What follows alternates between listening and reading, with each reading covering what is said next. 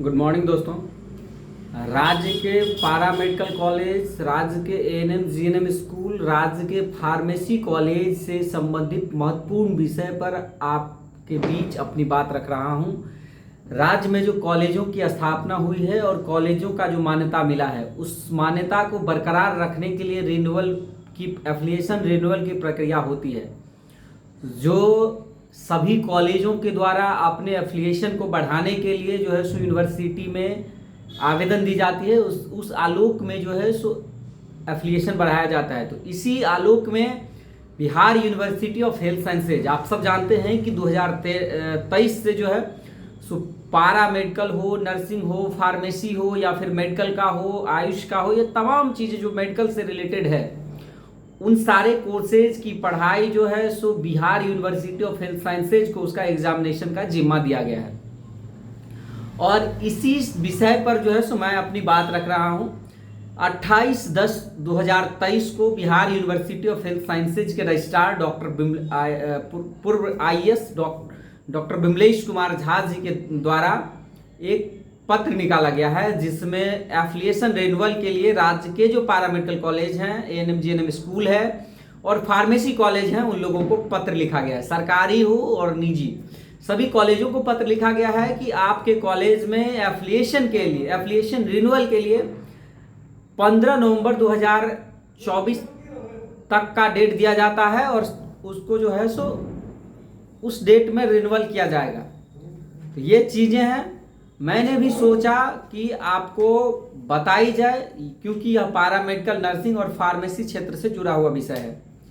जिसके बाद और आप देख सकते हैं कि राज्य में जो कॉलेज का संख्या है वो मैं आपको बता रहा हूँ। लगभग 56 सरकारी कॉलेज हैं पैरामेडिकल के, जिसमें इंक्लूडिंग डिप्लोमा कोर्स और सर्टिफिकेट कोर्स मिला करके हमने कहा है। जो सर्टिफिकेट कोर्स जो सिविल सर्जन के दायरे में है उसको भी मिला करके हमने कहा है। मेडिकल कॉलेज भी इंक्लूड है।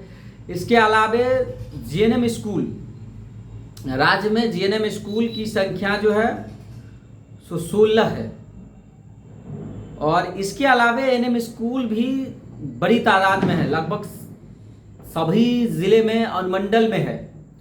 100 से भी अधिक एएनएम स्कूल सरकारी है और उसके अलावे प्राइवेट एएनएम स्कूल भी है, प्राइवेट जीएनएम स्कूल भी है, प्राइवेट पैरामेडिकल कॉलेज भी है और प्राइवेट फार्मेसी कॉलेज भी है और सरकारी कॉलेज फार्मेसी में 5 है।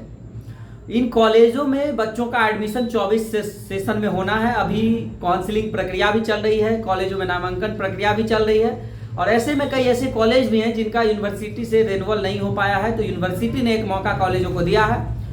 तो आपसे, अगर आप कॉलेज के आदमी हैं, कॉलेज के ऑनर हैं, कॉलेज के डायरेक्टर हैं, तो मेरा आपसे भी रिक्वेस्ट है कि अपने कॉलेज के एफिलिएशन को रिन्यूअल करा लें। अगर आपने अभी तक आवेदन नहीं दिया है तो Bihar university of health sciences को आवेदन दें, जिससे कि कॉलेज का एफिलिएशन हो सके। आप सब जानते हैं कि डीसीईसी जो diploma competitive certificate entrance examination जो लेती है, डीसीईसी जो बीसीईसी के अंतर्गत आती है, उसमें डीसीईसी के अंतर्गत जो एडमिशन होता है, जिसमें एक दर्जन से भी अधिक पैरामेडिकल कोर्स हैं। मैं आपको बता दूं कि पैरामेडिकल कोर्स में ओटी असिस्टेंट है, लैब टेक्नीशियन है, ऑप्थेल्मिक असिस्टेंट है, एक्सरे टेक्नीशियन है, मेडिकल रेडियोलॉजी टेक्नोलॉजी है, डीएमएलटी है, इसके अलावा ब्लड बैंक टेक्नोलॉजी है। इसके अलावे भी हॉस्पिटल एंड डोमिसिलियरी केयर असिस्टेंट है, डिप्लोमा इन फिजियोथेरेपी है, डिप्लोमा इन ऑक्यूपेशनल थेरेपी है, डिप्लोमा इन ऑर्थोपेडिक्स है, diploma in orthopaedic and plaster technician है। तमाम तरह के कोर्सेज हैं, एनेस्थेसिया टेक्नीशियन है।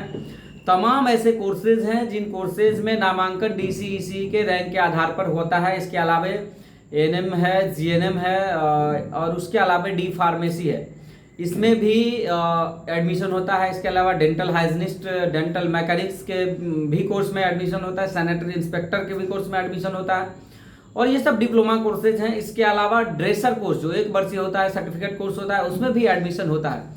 तो मैंने सोचा कि क्यों ना आपको जानकारी दी जाए, जिससे कि आप भी जागरूक रहें। हमारा काम है कि जो भी चीज़ें हो रही है वो आपको अवगत कराएं, नए छात्रों को अवगत कराएं। पैरामेडिकल एसोसिएशन ऑफ बिहार लगातार प्रयास कर रही है कि राज्य के पैरामेडिकल के हित में, राज्य के पैरामेडिकल छात्रों के हित में जो है सो बेहतर से बेहतर काम हो और हम लोग उस चीज़ को बखूबी आपके बीच रखें, आप भी इन चीज़ों को समझें, आप भी जागरूक हों, जिससे कि कल को हमने अगर बोलना बंद किया तो आप उस पर सवाल करें, आप उस पर राय दें, सरकार से सवाल करें, क्योंकि जब लोग जागरूक होंगे तभी सवाल होगा, और जब सवाल होता है तभी उसका जवाब मिलता है और कामें होती है, आगे बढ़ती है।